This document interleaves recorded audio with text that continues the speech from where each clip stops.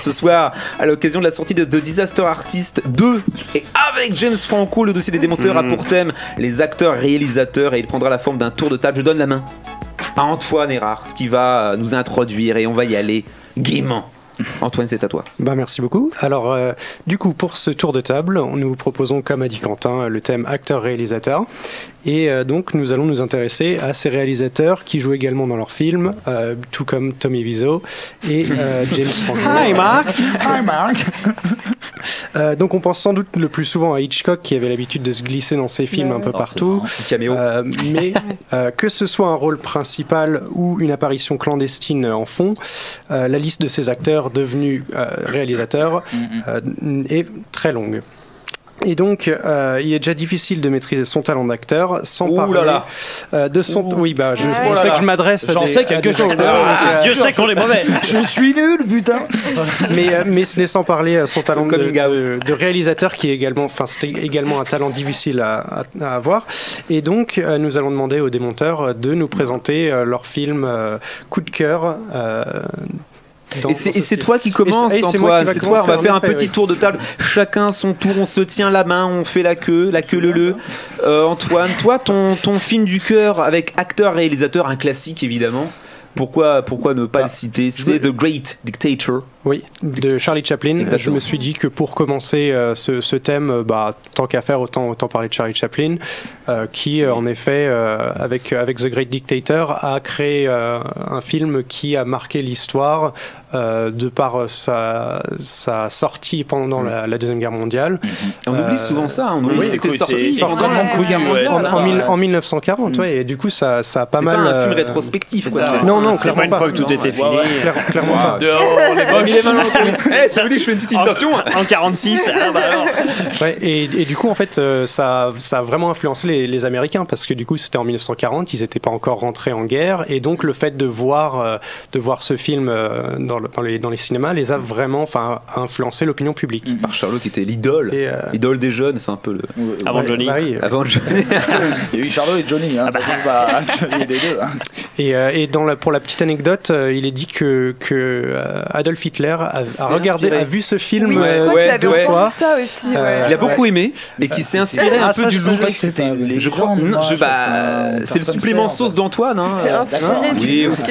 Oui, je crois que c'est inspiré de son look. C'est ta mère et mes bateaux. Chacun son anecdote, quoi. Guillaume Le Tallec, toi, tu as choisi Gran Torino. Yeah, je l'ai mis en premier. Ouais. Alors c'était dur, c'était pas évident. C'était pas si simple qu'on pense. C'est pas simple du tout. Pas simple, pas évident, dur. Ouais. Il y a du choix. C'est pas simple, pas évident. En plus, c'est dur. Donc, je veux dire, ça fait beaucoup. Et c'est difficile. Et compliqué. C'est complexe. Mais non, j'ai mis Gran Torino, ouais, parce que j'adore ce film et parce que pour le coup, je trouve Eastwood est très bon dans ses deux rôles en tant que réalisateur et en tant que acteur. Et c'était aussi un peu pour me faire pardonner du film 15h17 exactement. Et d'ailleurs, ça m'a fait penser, je me rends compte que dans Gran Torino, il mettait déjà à l'époque des acteurs novices, amateurs. Et si, c'est des acteurs amateurs à la base, c'est des acteurs qui sont pas acteurs en fait. Ah oui, ils sont pas acteurs. C'est les quotas. Voilà.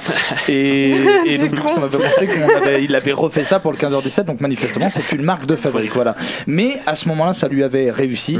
Je le trouve remarquable, l'histoire est remarquable, c'est l'un de mes films références et j'ai envie de mettre un mec comme ça au moins dans le top 3 et là je le mets numéro 1 parce que Gran Torino, tu pourras en mettre d'autres mais Gran Torino c'est très fort. Je rejoins avec $1 Million Baby, tu vois, mais j'en choisis un et voilà, les deux sont très très forts. Moi je rejoins Guillaume, j'avais également mis Gran Torino j'ai vu. En 1, Clint Eastwood, moi qui est un acteur que j'adore, réalisateur un peu moins, que je trouve un peu classique, son cinéma très américain, un peu à la John Ford, moi me botte pas forcément, mais c'est un film qui est sorti à l'époque où je commençais à aller beaucoup au cinéma, je devais être au lycée, j'y allais avec mon père. Une petite Madeleine de Proust. Ouais, complètement. Ça me rappelle des souvenirs.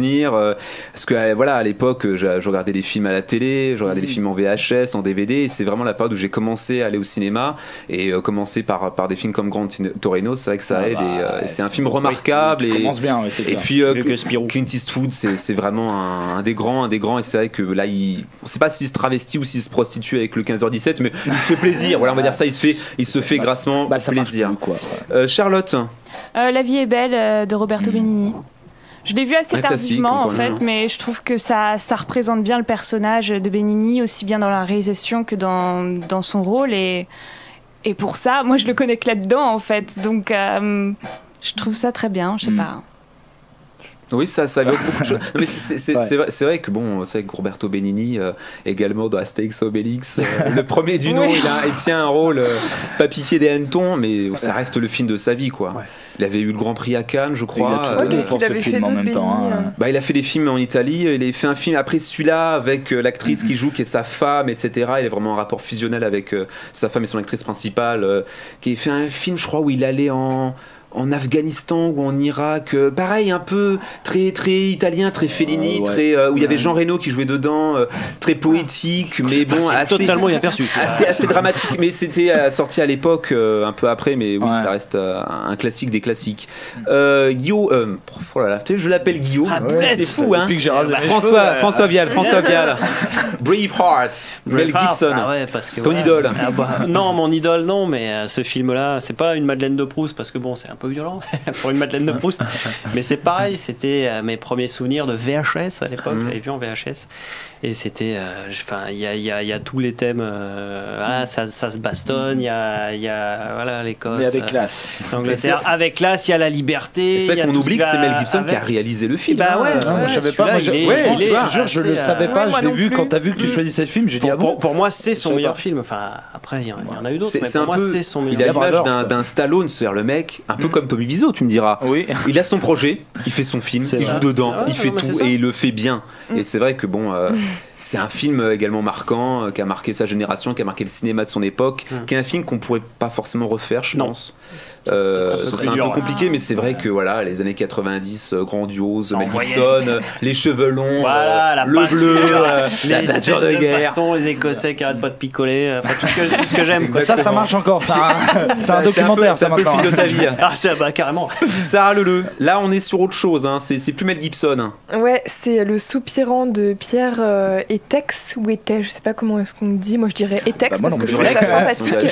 Duplex, Etex, ouais. Attention avec en fait, en cherchant les films où l'acteur et le réalisateur sont la même personne, j'ai vu que souvent c'était récurrent dans leur filmographie, c'est-à-dire ils en font pas juste un comme ça. Oui, ils aiment bien. One shots. Ouais, c'est en général on le remarque souvent. Donc les trois que j'avais choisis en fait. Que tu peux citer. Ouais, il y a Dolan pour Tom à la ferme, Woody et les robots de Woody Allen, parce que tu citais Hitchcock tout à l'heure, mais Woody Allen c'est aussi un des. Woody Allen c'est un de ceux aussi qui articulait sa carrière autour de sa propre personne, notamment ses premiers films. Beaucoup moins par la suite. Ce qui peut être relou d'ailleurs parfois de le voir tout le temps à l'écran. Si on l'aime pas, c'est vrai que c'est assassin. Non, mais c'est même la récurrence du truc, mais après il y a certains Woody Allen qui sont quand même super bons et je trouve que celui-là on se marre. Bref, sur Le Soupirant. En fait, j'ai découvert Pierre Etex totalement par hasard en regardant un film sur Arte qui rediffusait des films de Pierre Etex. J'en ai regardé plein à l'appel. Et je me suis dit, mais comment ça se fait que je ne l'ai pas découvert avant ? En fait, j'adore son jeu. En fait, je trouve que c'est un génie, ce gars. Il sait tout faire. Il y a du mime, il y a aussi beaucoup de malice dans la mise en scène et le... En fait, c'est le burlesque. J'aime ce burlesque et je trouve qu'il est maîtrisé à la française. Un peu pas le même que Tati, mais voilà, un peu cette tradition de burlesque. Et moi, ça me touche vachement parce que c'est à la fois léger et grave. En fait, il touche aussi à des thèmes de société de son époque, globalement les années 60.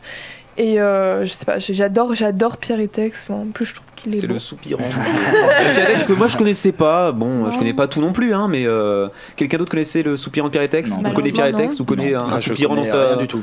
Je connais un soupirant, j'étais un pote, mais rien à voir.